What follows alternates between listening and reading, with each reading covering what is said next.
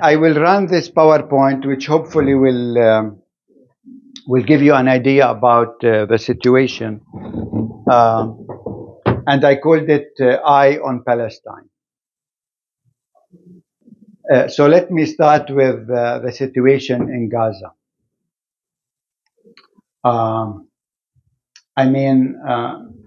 You know that the International Court of Justice in The Hague took the case that was raised by South Africa to look if there is genocide happening in Gaza. And the answer of the ICJ was it's plausible that a genocide is happening in Gaza. This is not my answer, this is ICJ, so you can blame them for that. But it's interesting that it was no other country but South Africa that went. I would have expected one of the Nordic countries to go there, because that fits very much into your values. Who came to aid Israel at the ICJ? The US, UK, Germany, Canada, all of them settler colonial states. So the one who went to the ICJ was a country that was oppressed by settler colonialism, and those who went to defend Israel are settler colonial states. So always we have to look through. This is not only my theory, this is what actually the history and the politics is showing. But we didn't used to see it this way. This is why the eye on Gaza.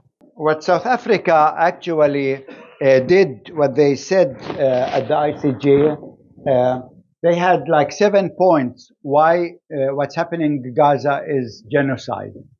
The first thing was killing Palestinians in Gaza, and the numbers. If you look at the numbers, we have over 30,000 people. This is now from 2 days ago that were murdered. More are under the rubble for sure, maybe another 8,000-9,000. 72,000 people were injured. Among them, over 20,000 children and women. So this is really the reality in Gaza. What people don't know is that in this genocide, 3% of the Christian community in Gaza were murdered. You know, in Gaza there are less than 800 Christians left, and so far I think 26 Christians were murdered through either Israeli airstrike or Israeli snipers, or lack of access to health care. So 3% of the Christians were murdered, and you can see here in the first airstrike, actually 18 Palestinians were killed because Israel destroyed the assembly hall of the Greek Orthodox Church. The second issue that South Africa raised was causing serious bodily and mental harm to Palestinians in Gaza. I'm not sure if you can imagine 5 months, day and night, hearing these bombs if you survive them. You know, the director of our center there, Rana, I was with her the first few weeks before she was displaced, and she was describing living there and hearing all of these airstrikes. And you know, the earth will shake under your feet. And she was speaking with her husband and saying, you know, every time I hear an airstrike is as if my heart is going to stop. And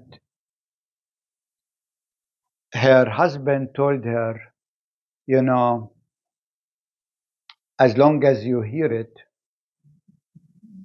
you are fine. Because once you don't hear it, it's over. And so imagine, the traumatization that is happening in Gaza. A few years ago, we brought one of the top post-traumatic stress experts in the world. He's at the University of Hanover. Because we had so many wars. During my lifetime, I have been already through 13 wars. 13 wars. And so imagine, and so we brought him maybe 10 years ago. It was after the first war on Gaza. No, actually it was after the second Intifada. And he spent 3 months with us. We want him to train our social workers in the West Bank. And after 3 months, we sat, we wanted to evaluate, we had dinner together, and he told me, Mitri, my specialization is in post-traumatic stress. You are not in the post-era. The traumatization has been going on for 77 years. And this is something we have no idea how to work with that. Now, thanks God, we have Palestinian experts who are right now researching actually how to develop not only theory but also methods to deal with trauma when it continues. The third thing was mass expulsion from homes and displacement of Palestinians in Gaza. So far,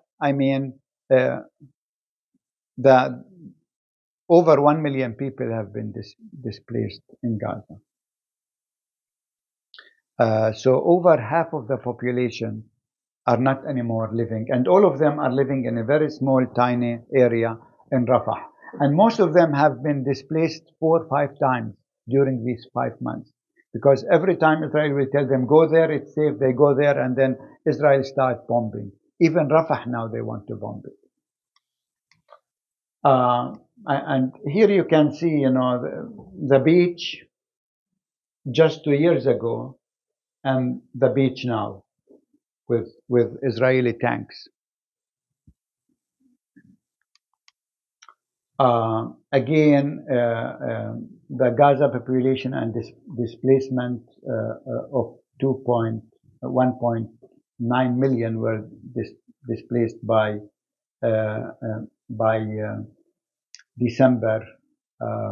Now, most probably over 2 million. And if you look like where all of these areas that you see here, people were asked to evacuate. And this is just in the south. We don't have here the north in the picture. This is just the south. So imagine, and in all these areas you have Israeli troops and Israeli tanks. And now Israel it's destroying every home in this area. Every home, just destroying one home after the other. Not because there are terrorists there, but because they want to have a scene of the beach. This is what one Jewish settler said. Here we look more at the north. These areas are fully destroyed, what you see so imagine, in the middle, in the south, and this is Rafah now, where Israel wants to continue. Deprivation of access to adequate food and water to Palestinians in Gaza, because Israel is not allowing food to come in. And the whole international community, even Biden, cannot pressure Israel to get food into Gaza. Can you imagine that? I was talking to one friend in Gaza the other day. He was telling me, can you believe that one egg in Gaza right now costs $2, 2 euros almost. One egg. And the average salary before October 7th was $300. So imagine, even if your salary, if you are getting a salary, nobody is getting a salary, but even if you are getting a salary, you cannot buy one egg because it's $2. So that's part of the genocide. And you can see these pictures of kids, there with their, cooking wares, trying to get water or some food, etc., and there is nothing. Deprivation of access to adequate shelter, clothes, hygiene, and sanitation to Palestinians in Gaza. Talk about hygiene to the 1.2 million women. 50,000 pregnant women. I mean, imagine being pregnant in such a situation, hearing all of this. And deprivation of adequate medical assistance to Palestinians in Gaza. There is one Christian that we know very well. She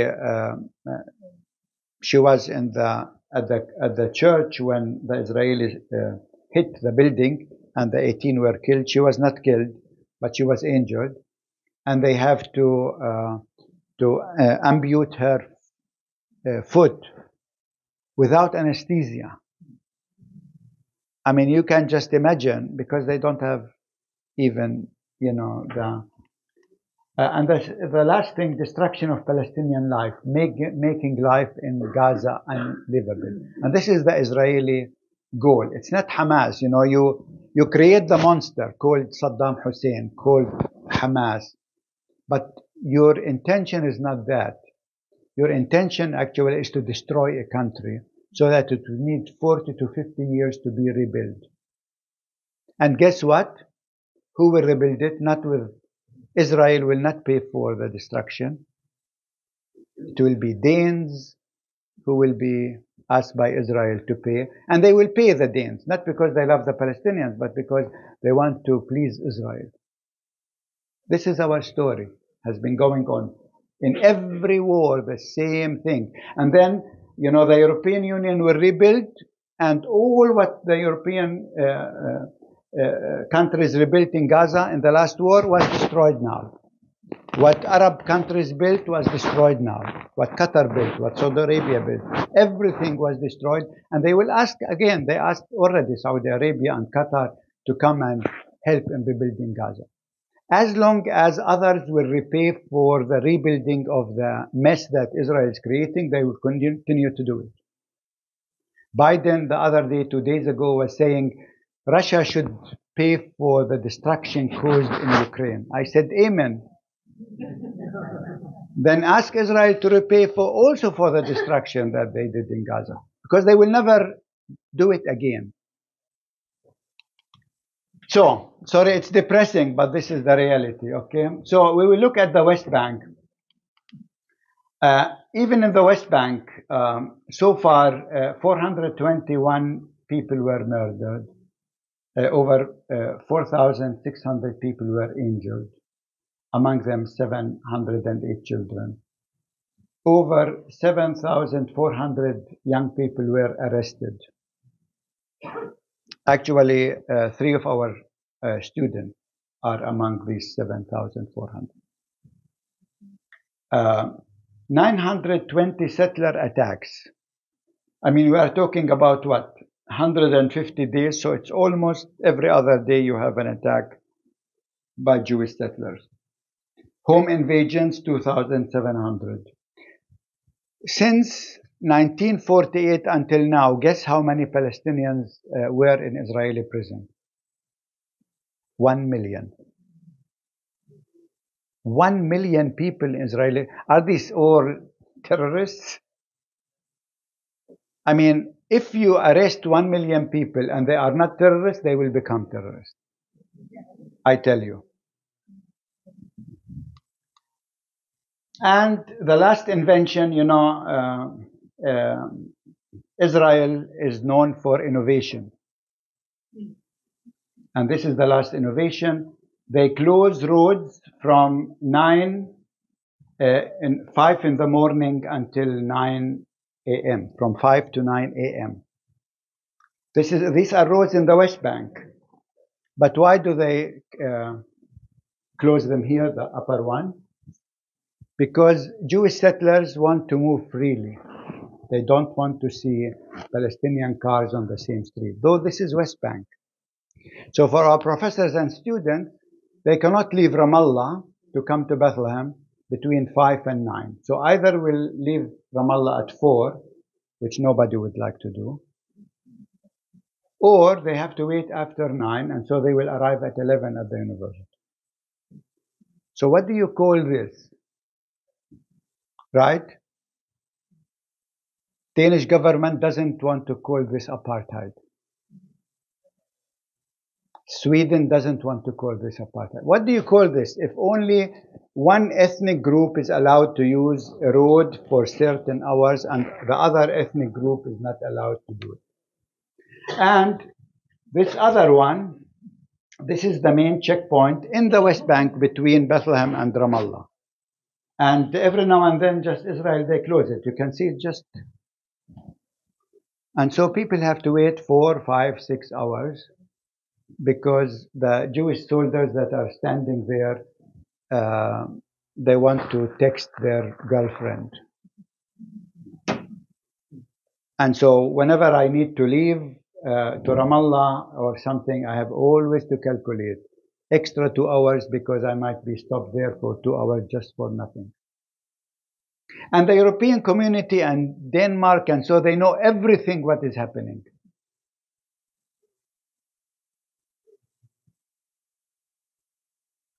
But common values. I mean, what common values are we talking about, right? This is how it looks in Bethlehem. They just closed all the roads in and out. This is since 5 months. We cannot drive on these roads, totally closed. There is only one road open out of Bethlehem. And now what's happening in Gaza on a large scale is happening in the West Bank with Israeli airstrike destroying homes also in the West Bank, etc. And I talked about this. This picture is from Bethlehem. 7 a.m. in the morning, you can see the Israeli soldiers, and you can see here the Palestinian young man with his eyes, a terrorist. Now, who's the terrorist here? I'm not sure. So, I come to the other, I think this should be 3, not 2, eye on shrinking free space. The genocide in Gaza is the most covered genocide in history at all. I mean, you have Al Jazeera covering the genocide minute by minute. And yet all Western democratic countries, they do nothing, though the information is there. But this is difficult for Israel. So they already assassinated 89 journalists in Gaza. 16 were injured and 4 reported missing and 25 arrested. This became an icon because Israel kept targeting him. First, they killed airstrike on his home. He was not there, so his wife and 2 children were murdered. The next time they targeted was, I think, his parents were killed. The 3rd time they targeted him, he was injured. The 4th time they targeted him, and then Al Jazeera took him out. He is now in Qatar. He's one of the few who survived. And so he became an icon. And so talking about free press, no Palestinian would like to hear anything about free press. Because all of this nice talk about free press in the West proved to be beautiful propaganda. Doesn't apply to Palestinians. It's even tough for, here you have a colleague of mine, Professor Shalhoub, a Palestinian Christian, Armenian.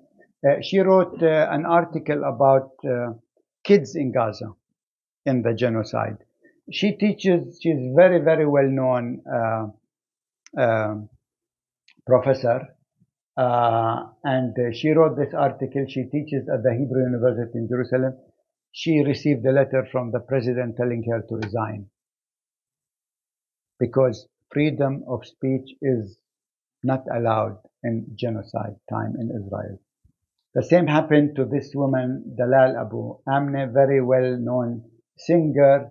She's Muslim. She doesn't look it. She looks very much Danish, but she had one post on social media. Has nothing to do with Gaza. It was a verse from the Quran, though she is not religious, as you can see. And they detained her because of that post.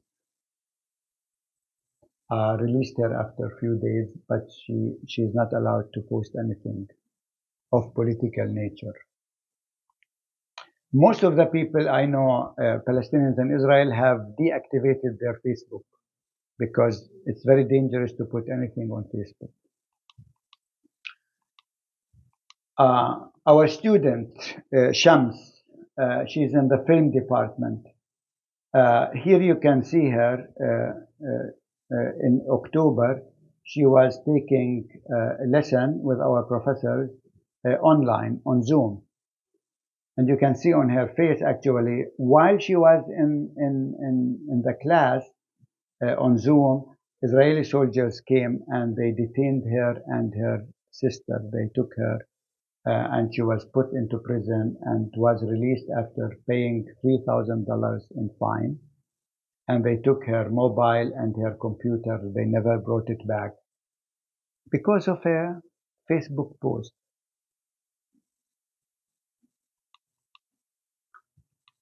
And, you silence critical voices, even if they are Jewish voices.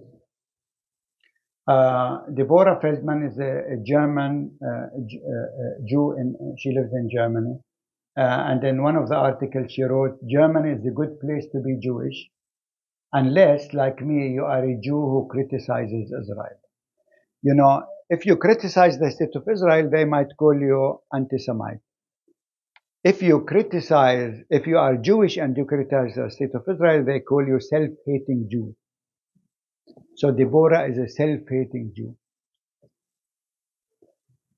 Many of my friends are self-hating Jews. And I was telling, I think when we were at the Ministry of Foreign Affairs here, today the question is not if you stand with Israel or not. It's what Israel are you standing with? Are you standing with Netanyahu and his racist government, or are you standing with Deborah? And why can't you? I mean, Deborah is not allowed to speak at any public space in Germany as a Jew,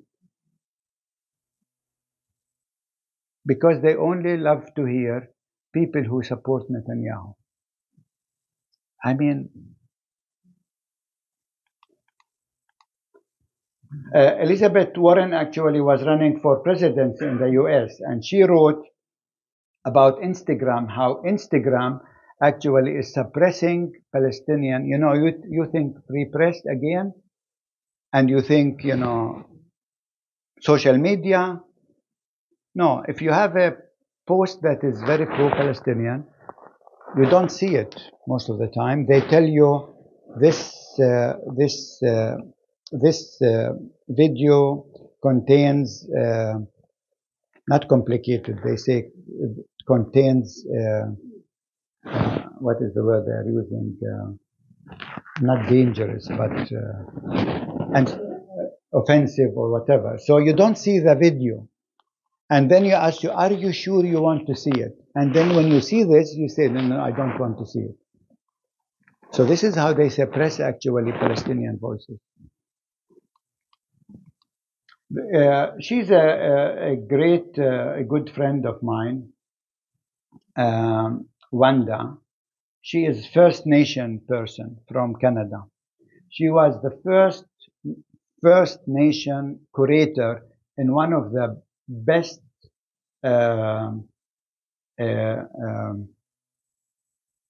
art galleries in Canada. The first person from a First Nation to have that position. And I visited her, and she was at our conferences and so on. She had a post in Canada. I mean, this is democratic Canada, in support of people in Gaza. Not Hamas, the people who are killed and murdered. And again, they called her for a cup of coffee, and they told her it's better if she resigned, because otherwise they will kick her out. So she resigned. She is unemployed. You know, again, talking about free countries, the United States. If you are a student in American university and you engage in a group called Students for Justice in Palestine, you can be Palestinian, you can be American, you can be Indian. It's forbidden. So they criminalize. And these are universities that should support free speech and debate and so on, not on Palestine. So they all were closed and declared illegal.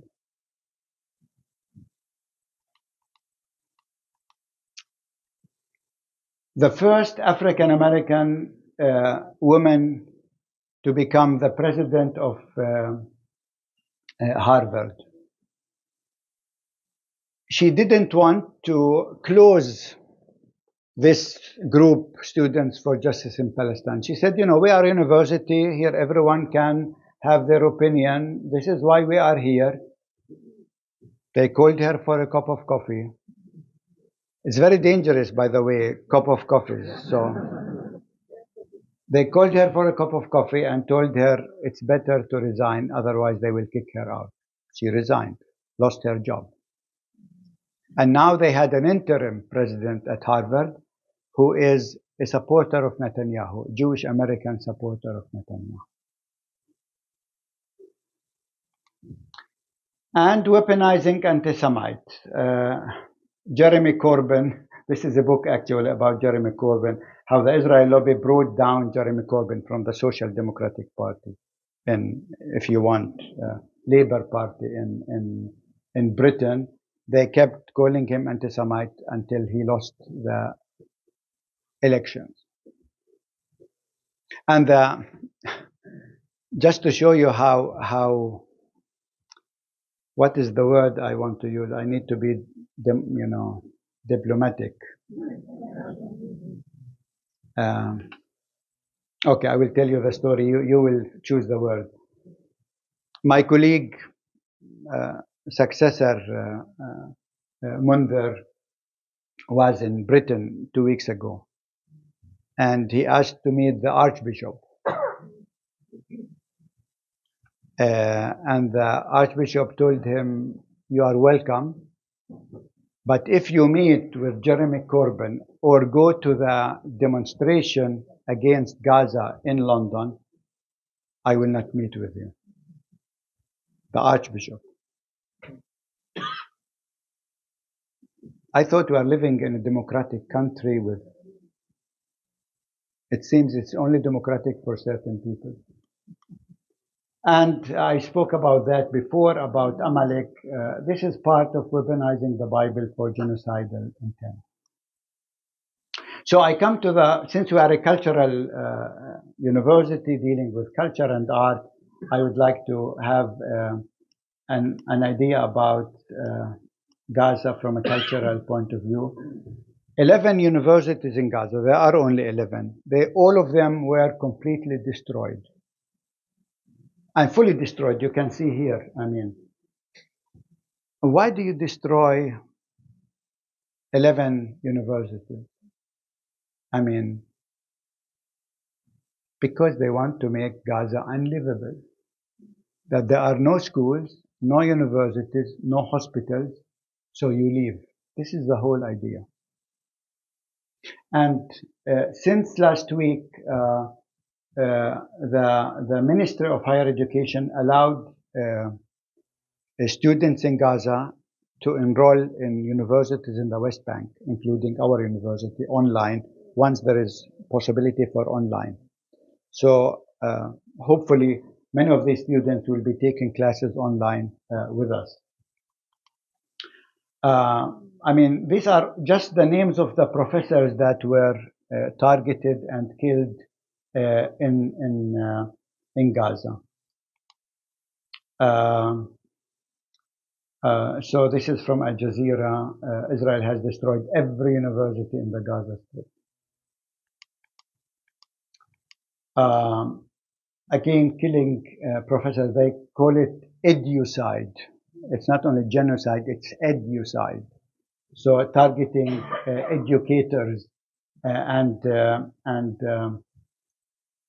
so 94 professors so far were killed, including Rifat Al-Arir. And just one day before he was killed, he talked about what if I'm killed tomorrow or after tomorrow, and what he wrote became very viral.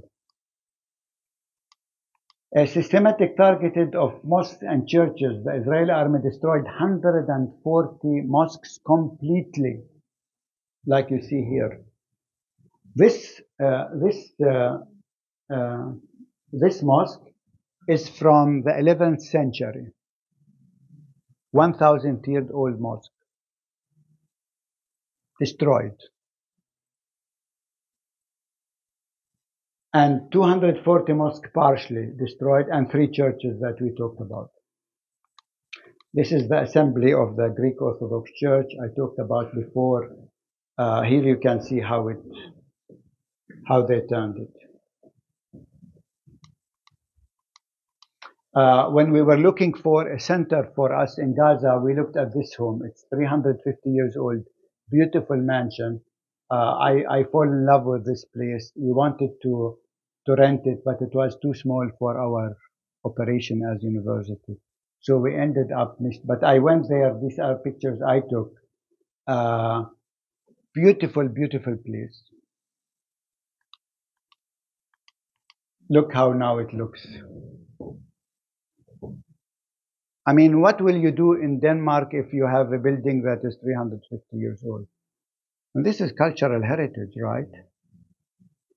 Israel destroyed every cultural heritage building in all of Gaza. Not one single one survived. What do you call this?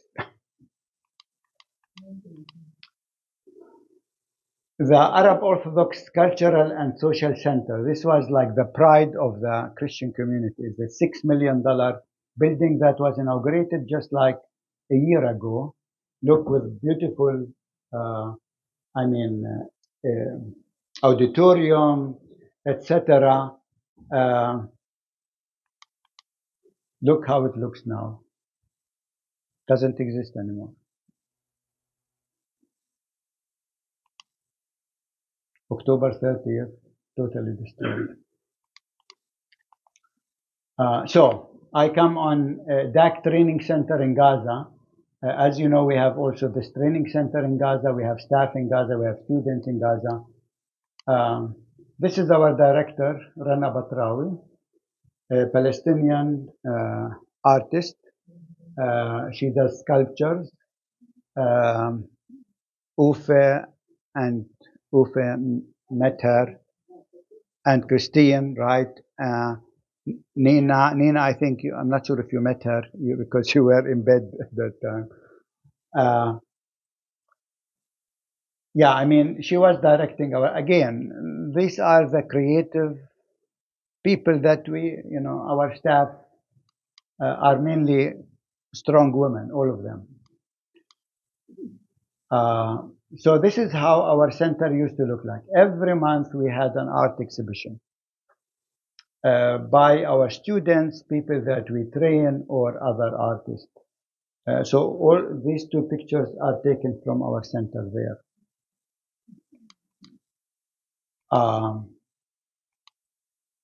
Hiba Zakut was one of the artists that we used to work with. She was murdered with her kids in an airstrike, just like that, targeting artists, terrorists. This is another artist that one of our volunteers, Muhammad Sami. Here you can see him in one of our programs, working with kids in psychosocial intervention, drama, and so on, so that they release the tension. This was after the war 2 years ago, this picture. He was doing exactly the same thing with the kids at Al-Ahli Hospital, the Anglican hospital. And Al Jazeera was there one day before October 17th. They were there October 16th, and they filmed him teaching kids a song about peace. Israel struck the hospital. He was killed. All the kids he was teaching were killed. They are not more there. Halima is another volunteer with us, a young artist that we trained in psychosocial intervention. Here you can see her working with kids after the war 2 years ago. She did this beautiful mural at our center. Again, she was murdered in an Israeli airstrike. This is our training center. How now part of it looks like. Thanks God, the main building was not destroyed. We just learned last week ago. I thought it was totally gone, like you see here. But here you can see this is all the cars that Israel destroyed. They put in our garden where we teach paintings, actually.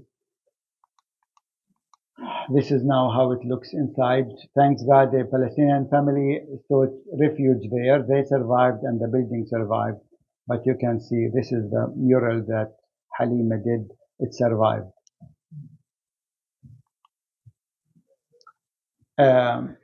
Many of our staff are displaced, most of them, and are in Rafah now with all other refuge. The great thing is that you can see them here. Actually, they themselves displaced, but they thought we would like to bring some hope, some joy, some relief to the kids there. You can see, I mean, these are thousands of kids that they come where our staff are intervening in Gaza. So I love this, that they are displaced, but they are not feeling just sitting there, you know, whining or something, but they are reaching out to those who need more actual attention than themselves. And we are supporting 14 of them right now doing exactly this. In fact, yesterday, NBC in the United States did a short video about them.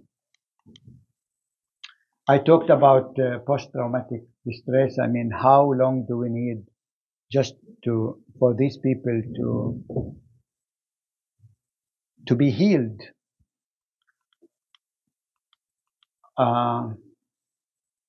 So the dire need for art therapy, this is what we are right now working on with our staff, and we would like to continue with this focus the next year and the next 2 years. I love this. This was done during the war by one child at the Greek Orthodox Church. And for me, that symbolizes the hope that young people have, but they are telling us, peace, please. So I come now to our university in Bethlehem. This is the last part. Some of you might know Dar al-Kalima is the first and only university in all of Palestine with a focus on art, culture, and design. I think these are things that we have in common with Denmark, right? You are great in terms of design, in terms of art. You have great designers. And our vision is that we might have life and have it abundantly. I mean, when you saw what's happening in Gaza, when you see what's happening in the West Bank, you will know we will not have life. That's what the Israel want, that we will not have life. And definitely it's not going to be abundant. No way it's going to be abundant. But this is still our vision that we took from our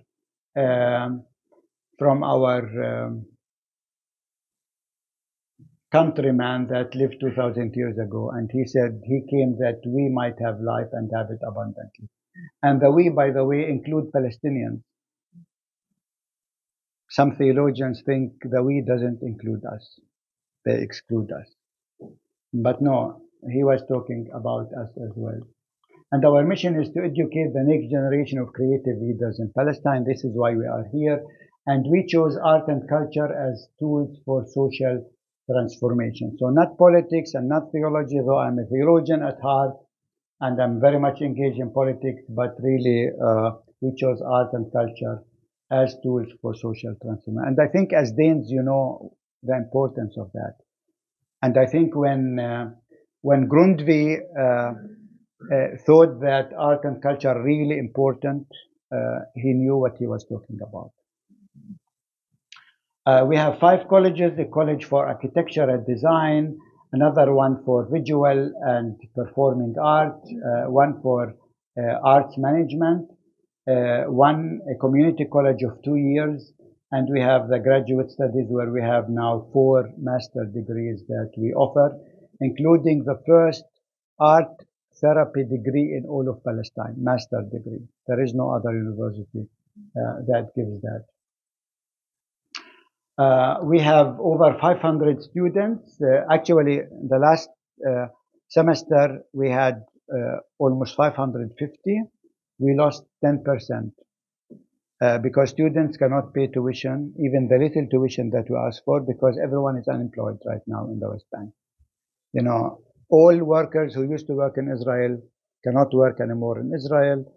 Bethlehem lives on tourism. 70% of our economy depends on tourism. You know, tourism, not only for the last 5 months they were not coming.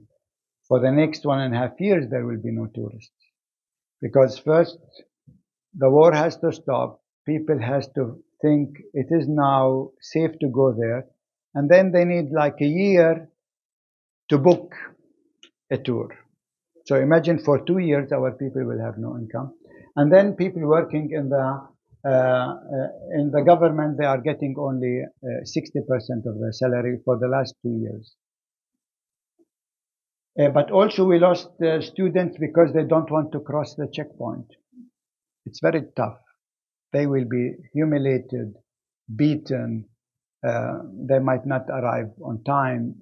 Very, very difficult. So for us, gender equality is important. So in our board, 50% are women. 80% of the vice presidents are women. So we have 5, 4 of them are women, 1 man.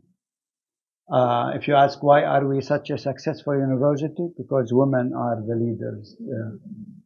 50% of the deans, 49% of the staff, and 62% of the student body are women.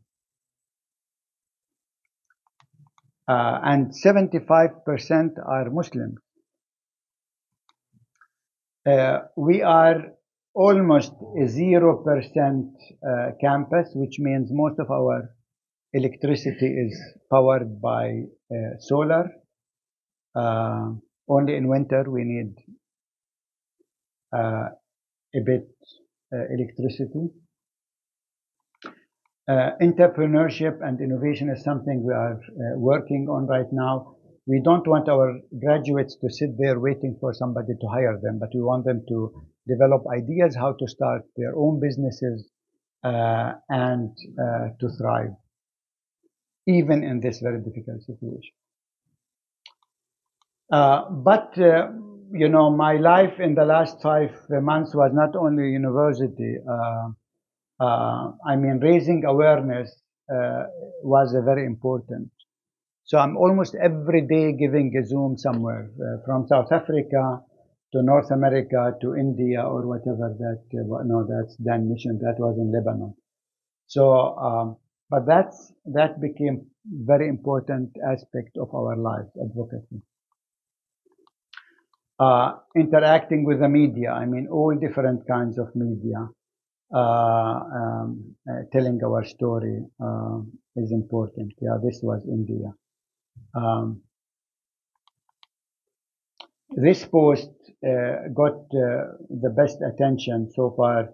9.3 million people saw that post when the Roman Catholic Church just an airstrike hit outside of the church.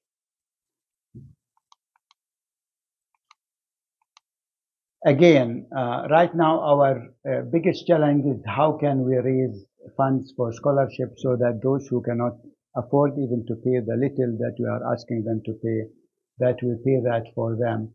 And this is where we hope that churches here and Bethlehem Venners could help us with. So I think we ended up with Peter with a hopeless remark. You know, Palestinians, we cannot end anything with hopeless remarks. Though the situation, as you saw, it's very hopeless. Because hope is not what we see. It's not what the Danish government will do. That's very hopeless. It's not what Biden will do. Very hopeless. It's what we do. And I think you were able to see that we are doing so much because we are hopeful people, because we want to make change. And God is calling us to be the change. And so I love this. This is the slogan that I coined a few years ago, hope is what we do. And I was glad to see in Norway people using it and putting it on the Palestinian flag, the four colors of Palestine. But it's exactly that. Hope is what we do, and you are part of that hope because you are helping us to do the hope that we are doing. Thank you very much.